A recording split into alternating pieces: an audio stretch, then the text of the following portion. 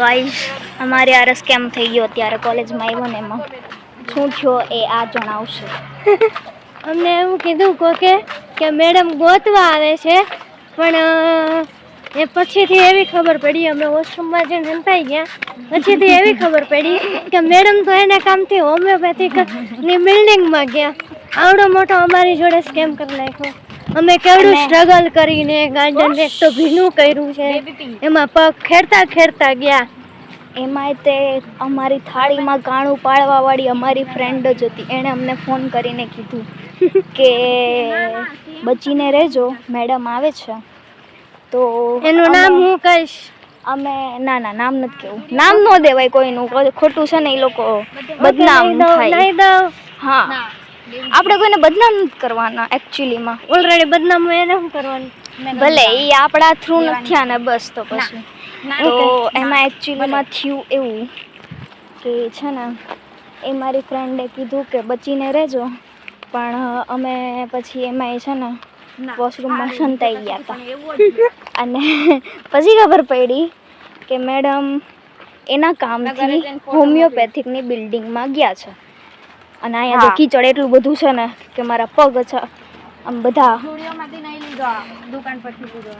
હડાઈ જાય અંદર સુધી. આ વોચમેન કાકા છે ને પાઈ પાસે અહીંયા મૂકીને ગયા નહીં. અને આપણે બેહીએ ને ન્યા જ તે જો તમને બતાવું આવું છે કંઈ આપણે રોજની જગ્યા છે ને ન્યા મૂકીને ગયા. અહીંયા છે ને ભીનું કરી દીધું. જો એટલે અમે બેસ્યા નહીં ને. જો કેટલું ભીનું કરી દીધું છે. હા તો બસ એ તોય અમે તો નથી, અમે તોય બેસું. અમે તોય બેસું. હું પડી જઈશ.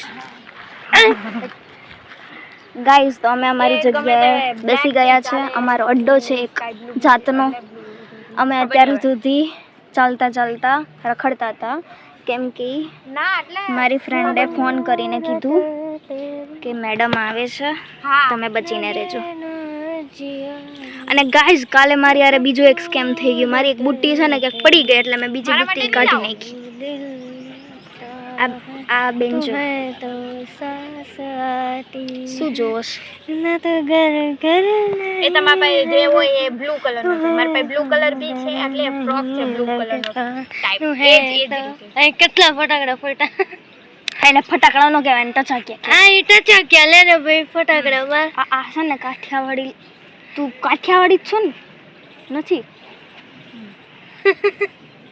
ગાઈઝ. તો હવે કઈ મજા નથી આવતી અમને. ગરમી બહુ થાય છે યાર. આજે પવન નથી. આપણા હાટું કઈ કોઈ એસી નો મુકાવે ને. ના એસી નહીં પણ ભગવાનને તો એસી ચાલુ કરવી જોઈએ ને એની. અત્યારે હા ગાઈઝ અમે સ્ટેન્ડ બનાવીએ છીએ આના બૂટનું. અમારી પાસે એકચ્યુઅલીમાં ટ્રાયપોડ અત્યારે અહીંયા નથી લઈ આવ્યા. તો એકચ્યુઅલીમાં અમે આવું જ સ્ટેન્ડ બનાવી દીધું કંઈક. એ દૂર જાના આપણે નીચે મૂકી દો. હા એ તો આપણે નથી દેખાતા. નહીં દેખાય જ. ના એટલા નથી દેખાતી. હું તો દેખાવ. તું નીચે બેઠી છો ને એટલે હું ઈટડા ઉપર બેઠી છું એટલે થોડીક ઊંચી લાગુ. ગાઈઝ હવે હું તમને કહું કે અમારી સાથે સ્કેમ થયો ને એમાં અમારા ફેવરેટ મેડમ હતા હિના મેડમ. ફેવરેટ? હા મારા તો ફેવરેટ છે. ત્યારે એ મેડમ આમ બહુ જ સારા છે પણ ક્યારેક એનું મગજ છટકે ને તો એ કોઈનું ના સાંભળે એવા છે. કે દિવસે એને સાંભળ્યું છે? ના એલી મારું તો સાંભળ્યું છે. તો બહુ ડાયા. અને એના ડાઈવોર્સ થઈ ગયા. ગાઈઝ વ્લોગમાં આવી વાતો નહીં કરવાની. સાચું? હા તો ભલે થયા પણ વ્લોગમાં નહીં બોલવાનું. બધું બોલીશ. ખોટા કોકના ઇજ્જતના તો ઝઘડા નો ઇજ્જત જ નથી. આને કરીને એને ગાઈડી ગયા. બી એને કોણ કે લગન થઈ ગયા પછી બીજાને વાત કરવા દે. હોતા હે કલયુગ હે, ઘોર કલયુગ. ક્યા હે? ઘોર કલયુગ. તો ગાઈઝ હું તમને એક વાત કહું. અમારી કોલેજની ફેકલ્ટીઝને અમારા ઉપર એટલો વિશ્વાસ છે કે અમારા એક્ઝામ આપી દે ને પછી તરત અમને બીજા સેમમાં એન્ટ્રી પણ આપી દે. એ લોકોને એટલી આમ એટલું શું કહેવાય અંદરથી એને શું કહેવાય અંદરથી એને એટલો ટ્રસ્ટ છે.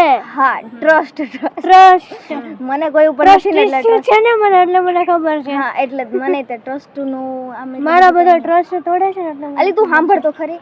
તો આપણી ફેકલ્ટીને એટલો બધો અંદરથી ટ્રસ્ટ છે કે આપણે બીજા સેમમાં એન્ટ્રી આપી દીધી કે એ લોકો પહેલા સેમમાં પાસ થઈ જશે. હા કોઈ હા. કેવા વાળું અને જો કોઈ ફેલ થયું તો એની જવાબદારી એટલે કોણ લે? ફેકલ્ટી પણ એ તો એને પછી પહેલા એમ કેવું જોઈએ ને કે તું ફેલ છો ભાઈ, તું ફેલ થવાનો છો. અને રિઝલ્ટ અમને ક્યારે આપે ખબર? બીજું સેમ અડધું પૂરું થઈ બીજું જાય, સેમ અડધું ના મિડ એક્ઝામ પૂરી થઈ જાય ત્યારે Final exam આવે ફાઇનલ પછી. એક્ઝામ નું ઓલું શું કહેવાય રિઝલ્ટ આપે એ ફર્સ્ટ સેમ નું. પણ મેં હજી એકેય સેમના રિઝલ્ટ એટલે હાર્ડ કોપી લીધી જ નથી ને. મહેનત લીધી ડિગ્રી આરે બધું આરે લઈ લેવું. હા અને ડિગ્રી પેલા આપણને આપશે ખરા? આપશે જ ને, કે શું કરવાનું નહીં આપે. જોઈએ અલી તું મને માયરમાં વ્લોગ ચાલુ છે દેખાતું નથી. એ આ મારે સ્કીપ કરવું જોઈએ વચ્ચે કઈ મૂકી દેવું છો? ના ના રેવા જ ના દેવાનું. ના ના ના ના ગાડ નહીં બોલવાની. ગાય હું ગાય તું બોલ. હું બોલી ને એટલે જ તો કહું છું કે સ્કીપ કરવું જોઈશે. યાર બોલાઈ જાય તારી હારે હું રહું ને એટલે મારાથી બોલાઈ જ જાય. બાકી હું ઘરે નથી બોલતી, હું ઘરે બહુ જ ડાય છું. હું તે ઘરે તો નથી જ બોલતી. Guys, હું ઘરે કોઈ હારે બોલતી જ નથી. એટલે આ લોંગ વિડીયો મજા હે હો. હા વાંધો નહીં. આપણી પંચાયત એક તો મારો યુનિફોર્મ એ મને છે ને એટલો ટાઈટ પડે છે ને તો ન પહેરાય તું જાડી થઈ ગઈ. હે ને મેં જાડી થઈ ગઈ. તો પણ ન્યા ક્યાં આવે કે જાડી થઈ ગઈ જાડી થઈ ગઈ Guys, કરતી. જો ઓલી ઠેલો એને નો ઉપાડી લે અને વહી ગઈ આમ. અમને મૂકીને વહી ગઈ. એણે મને ના પાડી હતી કે તું મને વ્લોગમાં નહીં લેતી, છતાં મેં એને વ્લોગમાં લીધી છે. બસ થોડીક સેકન્ડ માટે. હવે ગાઈઝ 7 મિનિટ ઉપર આપણો વ્લોગ વહી ગયો છે, પણ અમને તો એ કઈ મજા નથી આવતી. એટલે ઘરે ક્યારે જાઉં?